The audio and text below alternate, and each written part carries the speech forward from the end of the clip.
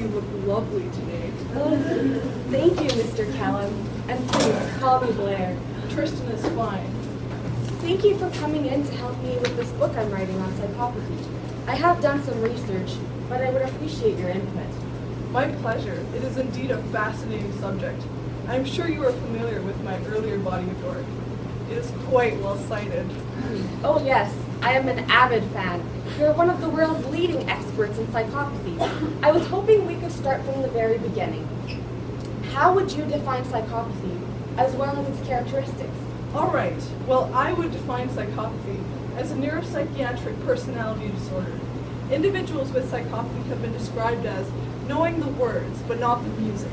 They tend to be glib and charming. They are grandiose and narcissistic, with inflated views of their own self-worth and importance.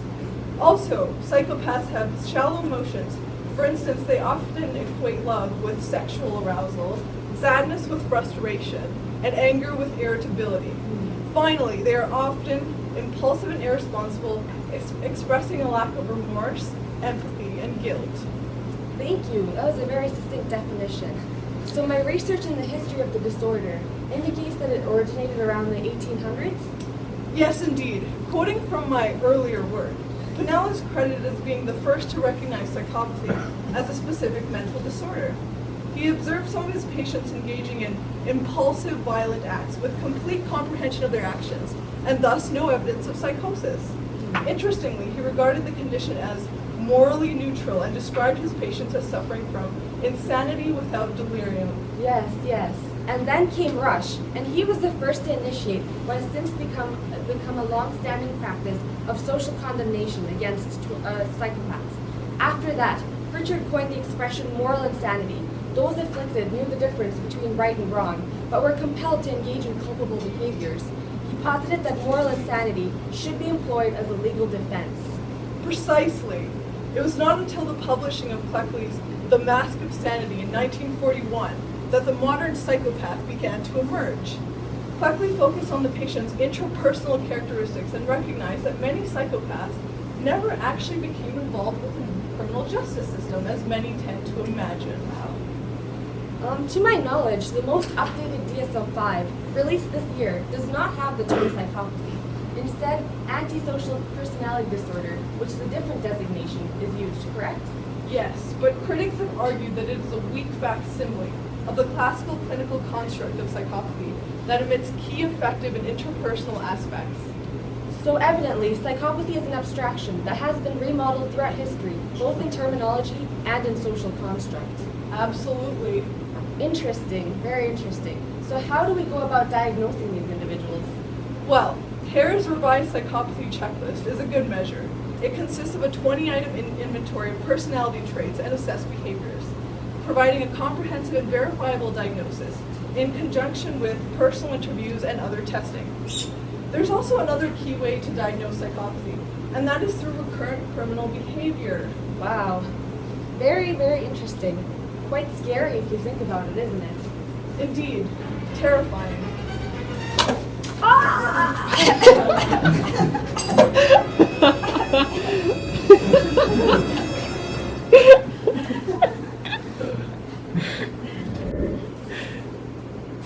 Honorable Judge Brown presiding, all seated.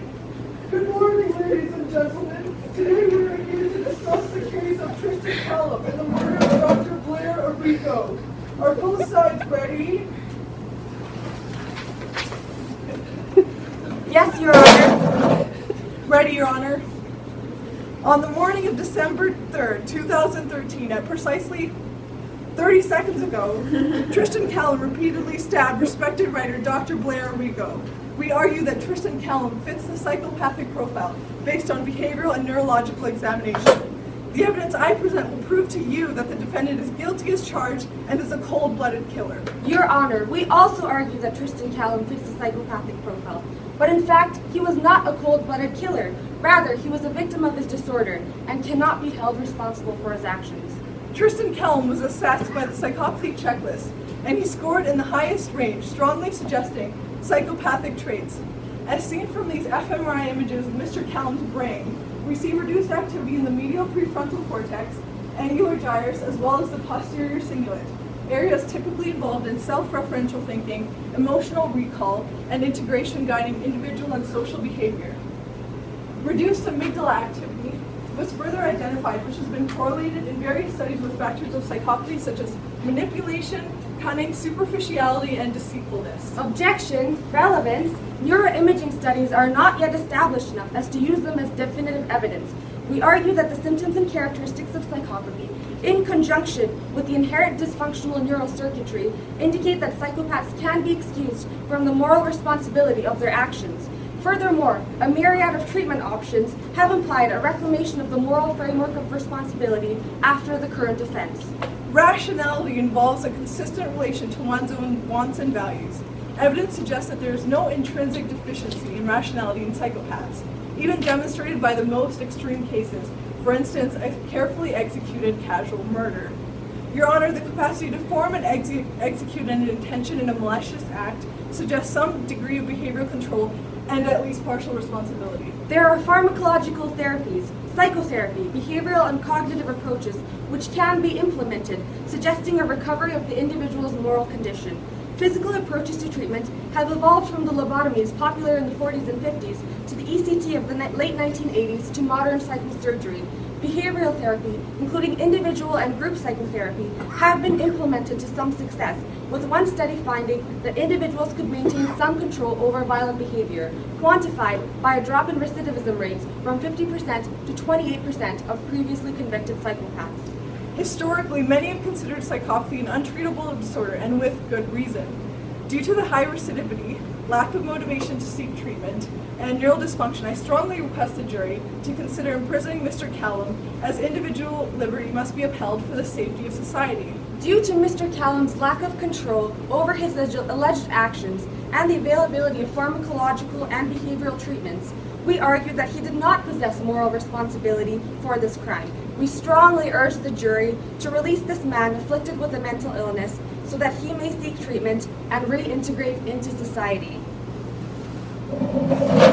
Has the jury come to a decision? For a charge of guilty, will members of the jury please raise their right hand? For a charge of not guilty, please raise your left hand. The jury deems Tristan Callum guilty. Thank you.